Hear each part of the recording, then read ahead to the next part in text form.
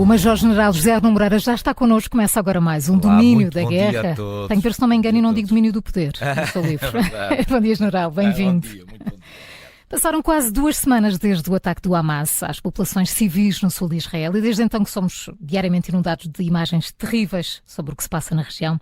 General, que ponto de situação podemos fazer neste momento do conflito? Bom, depois daquilo que foi a barbárie do 7 de outubro, eu julgo que nós vivemos aqui uma espécie de uma pausa estratégica.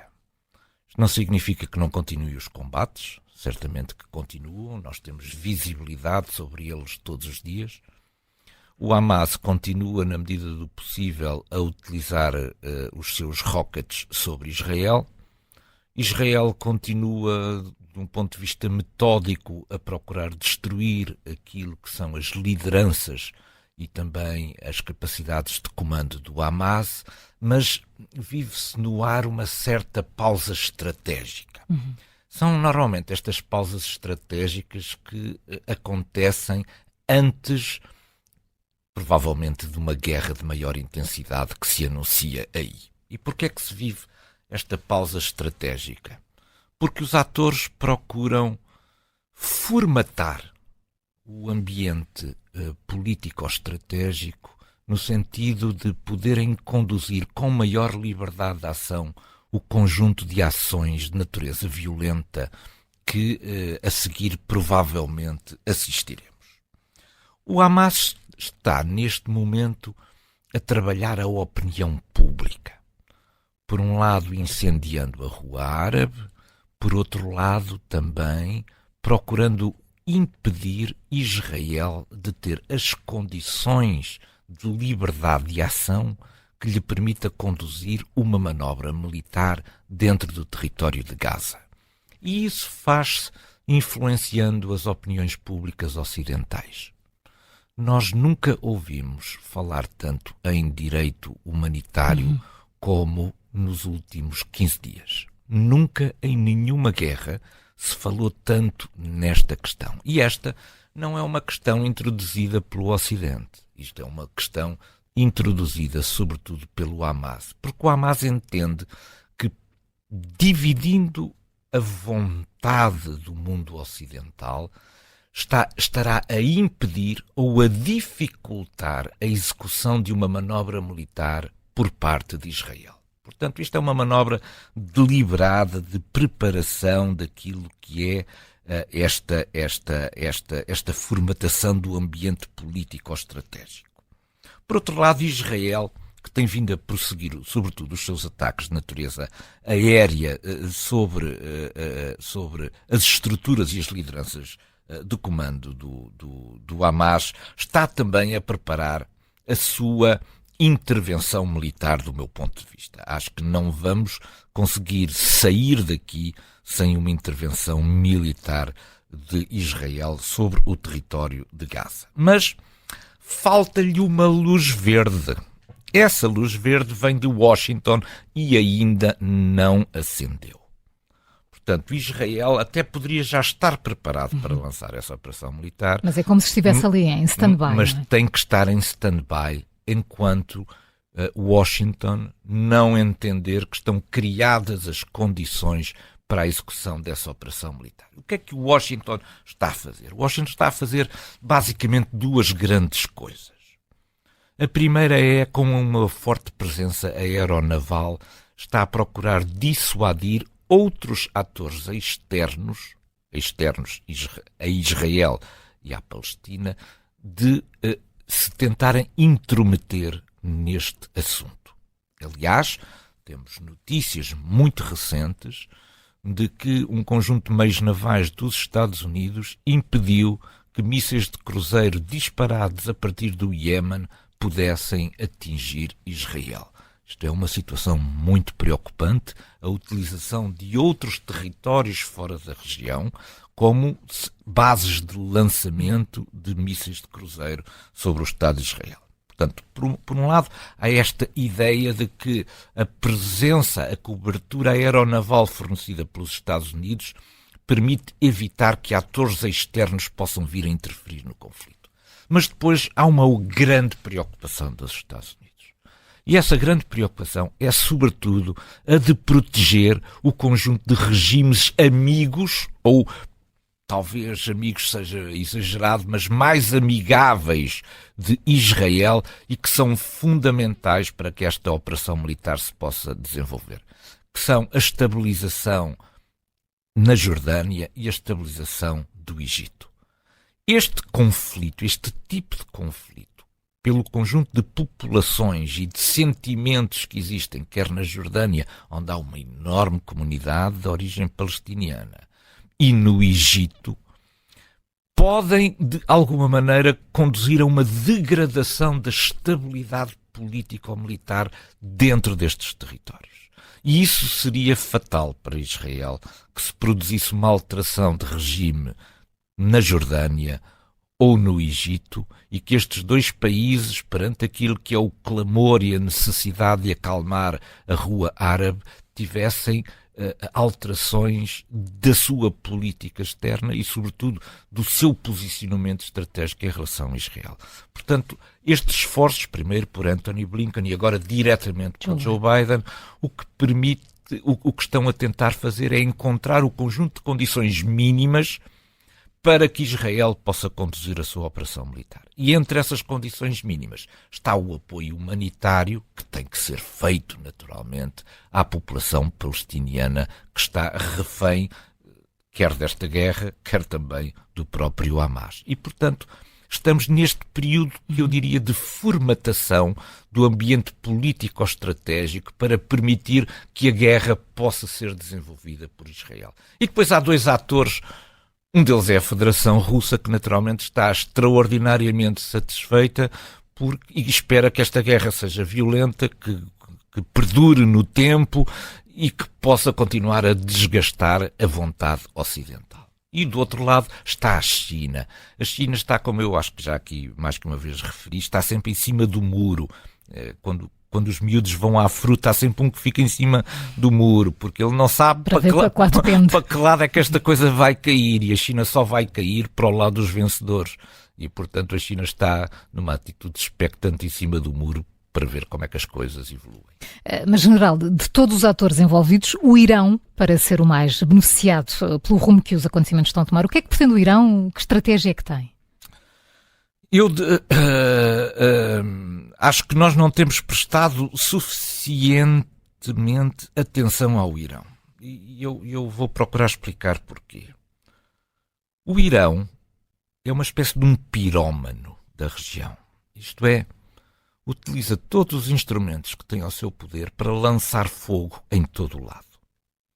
E o Ocidente nunca foi capaz de resolver o problema do Irão. Isto é, o Ocidente perdeu a iniciativa para o Irão.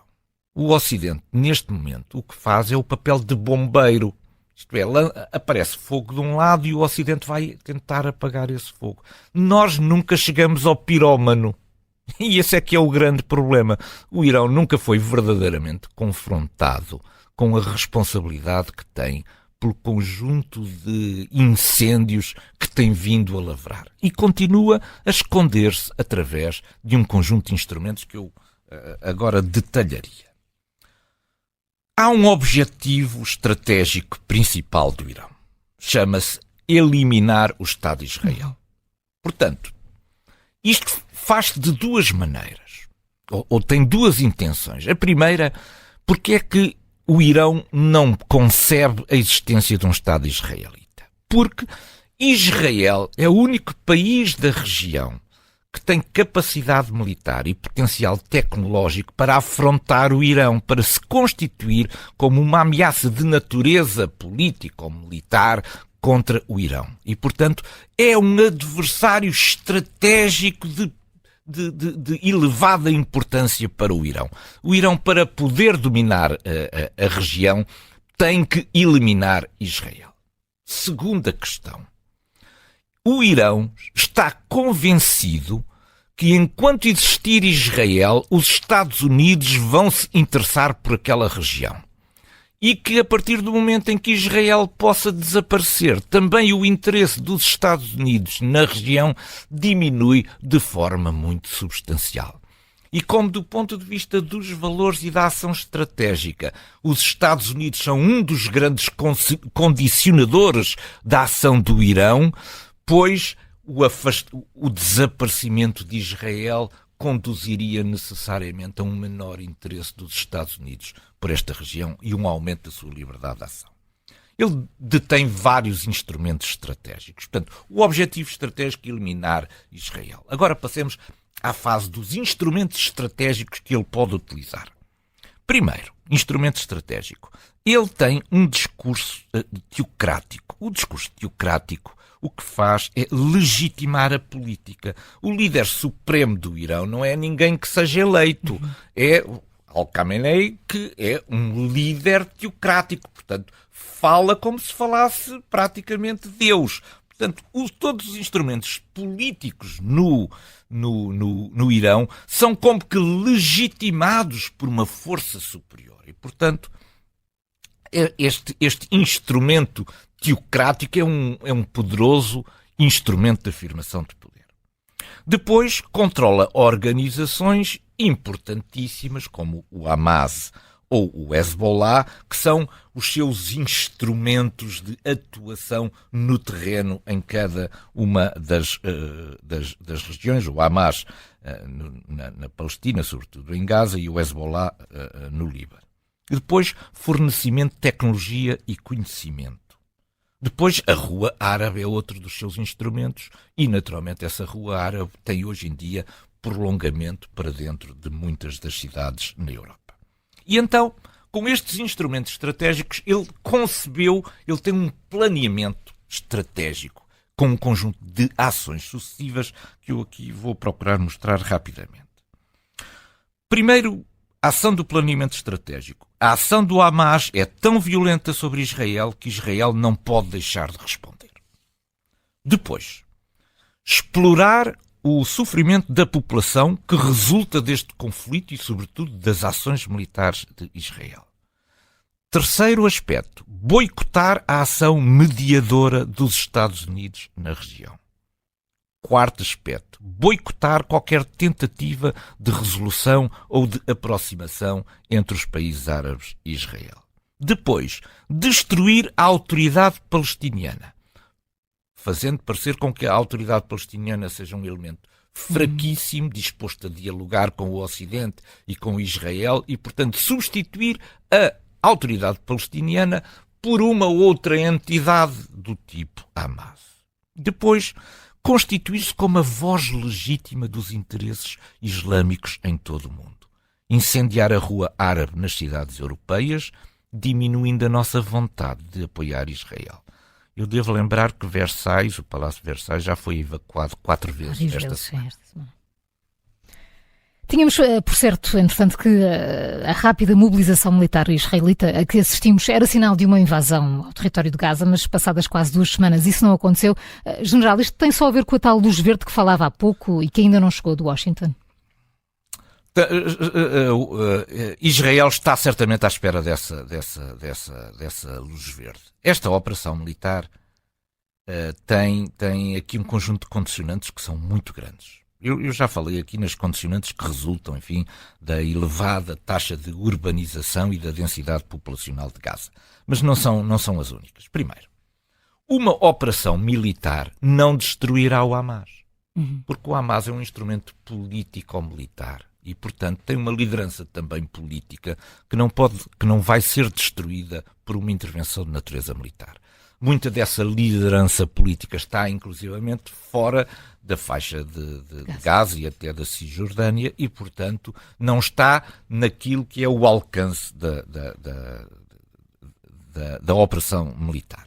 Mas Israel pode, com a sua invasão do território, destruir infraestruturas, capturar material, destruir também tudo aquilo que são aquelas redes que permitem no subsolo fazer a ligação logística e de comando entre os vários centros logísticos e de comando e controle do Hamas, mas a estrutura política e também a estrutura financeira do Hamas estão para lá daquilo que é a capacidade militar. Isto é, A invasão militar não vai resolver o problema político-militar do Hamas. Vai apenas afetar aquilo que é a sua capacidade operacional. Por outro lado, do meu ponto de vista, esta operação já deveria ter ocorrido para ser eficaz. Isto é, nós demos, entretanto, 15 dias ao Hamas para retirar da faixa norte de Gaza tudo aquilo que era importante. E, portanto, é muito provável que quando Israel se chegar lá à parte norte da faixa de Gaza, já não encontre lá aquilo que eram os instrumentos de que ia à procura. Portanto, enfim, esta pausa da formatação do ambiente político-estratégico tem uma consequência de natureza militar, é que o Hamas provavelmente também já terá retirado muito daquilo que era a sua capacidade daquela zona de combate.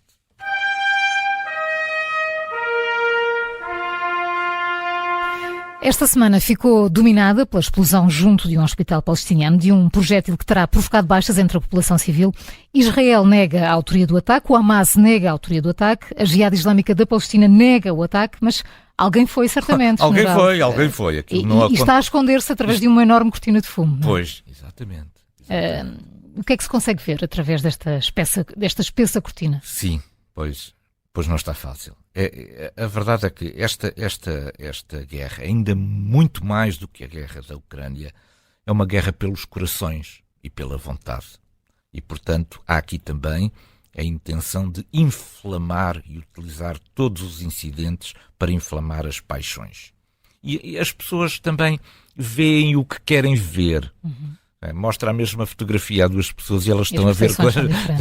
São absolutamente diferentes. E, portanto, nem há aqui o elemento de racionalidade que deveria haver perante aquilo que são os documentos informativos disponibilizados. Mas eu vou procurar aqui, pelo contrário, ser racional na minha análise. Eu adoro olhar para fotografias. Sabemos que sim.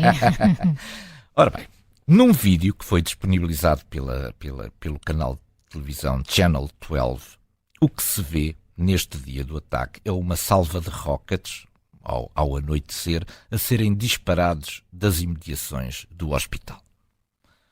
Não há dúvida nenhuma que a hora a que está registado este incidente corresponde exatamente à hora a que aconteceu a questão do hospital. Um desses rockets, filmado por esta estação de televisão, tem uma explosão no ar. Não sabemos o que é que provocou essa explosão. Até pode ter sido um mau funcionamento do dispositivo de propulsão desse foguete. E pouco depois vê-se uma explosão junto do hospital. Isto é, não é imediato que seja consequência, mas é muito provável, porque aquela explosão ocorreu na vertical do hospital, que as duas coisas estejam ligadas. Porque elas são sequenciais e são exatamente no mesmo sítio. A hora da gravação, que são 6 horas e 59 minutos da tarde, corresponde exatamente à hora da explosão que se verificou no hospital. Depois, o Hamas difunde a notícia que Israel bombardeou o hospital da cidade de Gaza. E este título acaba por ser difundido em todos os mídia ocidentais, quando, na verdade, o hospital não foi atingido. O que foi atingido foi o parque de estacionamento. Entretanto, fui ver as fotografias à procura dos seguintes elementos: tamanho da cratera, fragmentos da bomba, tipo de estragos. Conclusões. O incidente ocorreu no parque de estacionamento e não no hospital. A cratera tem cerca de 1 metro de diâmetro e 40 centímetros de profundidade. Isto é, não é compatível com o tipo das bombas utilizadas pela aviação israelita, nem sequer com aquilo que são os efeitos de uma granada disparada por um obus israelita. Não é nada uma cratera com 1 metro de diâmetro e 40 centímetros de profundidade. Depois, os carros estão queimados, mas não têm danos estruturais. Os danos estruturais são mínimos. Só há um deles que está efetivamente bastante destruído. Isto é, não houve uma explosão. O que houve foi um incêndio. As palmeiras estão todas de pé. O telheiro em madeira está quase intacto. Os equipamentos de ar-condicionado do hospital estão todos pendurados na parede. Isto é, não houve uma explosão, nem sequer, digamos, aquela onda de choque que provoca destruição. Mas depois, isto é a minha análise, isto é com a lupa. Fui ver o revestimento da superfície do parque de estacionamento, é feito em pequenos blocos de cimento. Ora, na borda da cratera, os blocos de cimento estão inclinados para o lado de dentro. Isto é, houve um objeto pesado que caiu e que empurrou os blocos para dentro da cratera. Se tivesse havido uma bomba, os blocos não estavam inclinados para o lado de dentro da cratera. Portanto, houve um objeto que caiu. O que é provável que tenha caído? Como o rocket tinha sido disparado há pouco tempo, tinha ainda muito combustível para continuar o seu trajeto. E, portanto, quando caiu, foi esse combustível que se incendiou. Todas as fotografias foram feitas sem que exista um único fragmento no local. E esse fragmento tinha que existir uma vez que não houve uma explosão. Mas, General, vai ser preciso muito para mudar a percepção de quem culpa Israel. Quem vê, vê o que quer. E quem ouve também desliga quando não gosta do que ouve.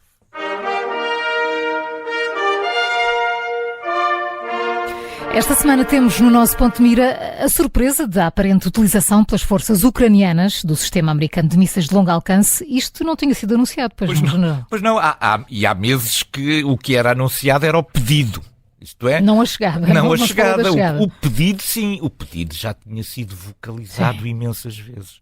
Porque a Ucrânia achava e demonstrava isso perfeitamente, que ela não tinha os instrumentos necessários do ponto de vista do alcance para bater um conjunto de instalações da Federação Russa que se encontravam no território invadido. Isto é, o sistema HIMARS que possuía não conseguia chegar. Isto é, havia um conjunto de bases, sobretudo bases aéreas, bases logísticas, centros de comando, etc., que estavam no território invadido e que a Federação Russa considerava que estavam a salvo. Ora, o que aconteceu desta vez foi que o anúncio da entrega não foi dado. Isto é, a Federação Russa não sabia que a Ucrânia já dispunha de um instrumento destes com este alcance. Conclusão, as bases aéreas onde tinha os helicópteros de ataque em Luhansk e em Berdiansk foram atacadas de surpresa porque a Federação Russa não sabia que a Ucrânia já dispunha de instrumentos de longo alcance com capacidade agora de bater praticamente todo o território ucraniano. Pode vir a fazer a diferença. General Arno Moreira, muito obrigada por mais um Domínio da Guerra. Boa sexta. Bom fim de semana para todos. Bom fim de semana.